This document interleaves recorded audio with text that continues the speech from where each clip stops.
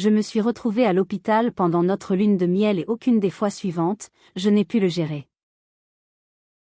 Il l'appelait El Flaco, maigre. Robert, mon voisin, était un jeune homme mesurant environ 2 mètres.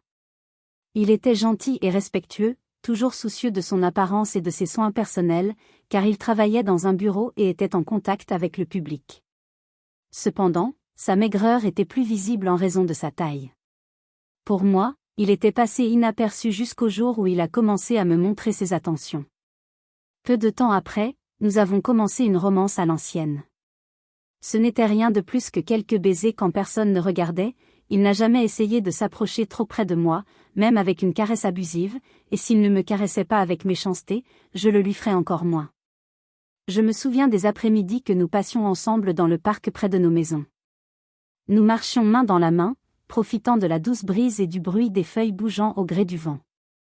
Nous nous asseyions souvent sur un banc pour parler de nos rêves et de nos projets pour l'avenir. Joaquin avait toujours le sourire aux lèvres et ses yeux pétillaient lorsqu'il parlait de ses ambitions. Ses paroles m'ont rempli de confiance et de foi en notre amour. Le temps a passé et le jour de notre mariage est arrivé. C'était une belle cérémonie, entourée des amis et de la famille. La salle était décorée de fleurs blanches et de lumière chaude qui créaient une atmosphère magique. Joaquin m'a regardé tendrement pendant que nous prononcions nos vœux, et j'ai eu l'impression que le monde entier s'était arrêté pour nous à ce moment-là. Après la cérémonie, nous sommes partis pour notre lune de miel dans un hôtel de luxe. Lors de notre première nuit ensemble, tout semblait parfait. Robert, avec sa tendresse caractéristique, m'a caressé doucement, sans précipitation, explorant chaque recoin de ma peau. Son toucher était délicat, ses mains parcouraient mon corps avec un mélange de timidité et de désir.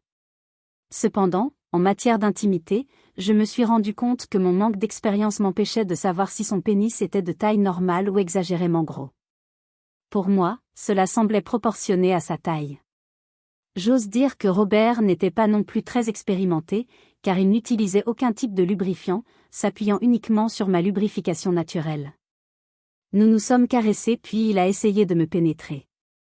Au début, c'était une expérience nouvelle et passionnante, mais elle est vite devenue douloureuse. J'ai ressenti une pression intense, une sensation d'étirement que je n'avais jamais ressentie auparavant. C'est avec beaucoup de difficulté qu'il y est parvenu, et maintenant je comprends qu'il n'était pas seulement grand, mais exagérément grand.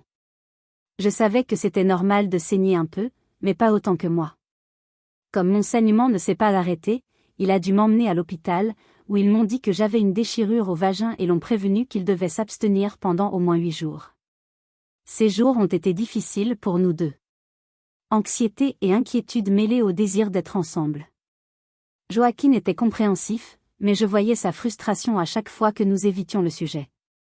Au bout d'un moment, nous avons réessayé, mais plus que du plaisir, c'était du tourment. Chaque tentative était un mélange de désir et de douleur. J'avais l'impression que mon corps résistait, que chaque pénétration était un combat entre plaisir et souffrance.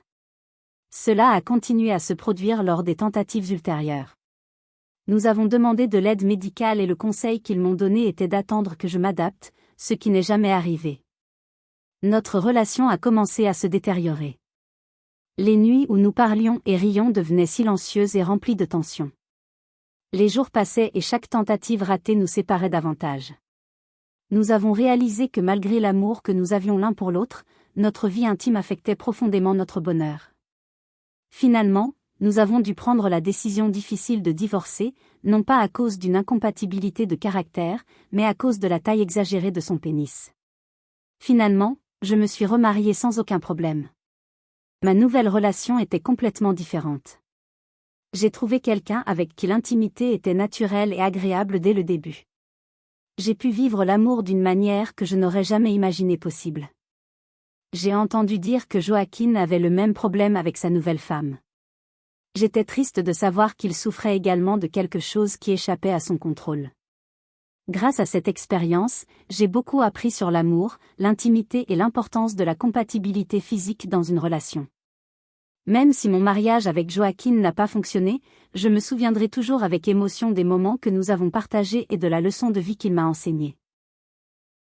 Si vous avez aimé la vidéo, likez et abonnez-vous, cela nous aiderait beaucoup.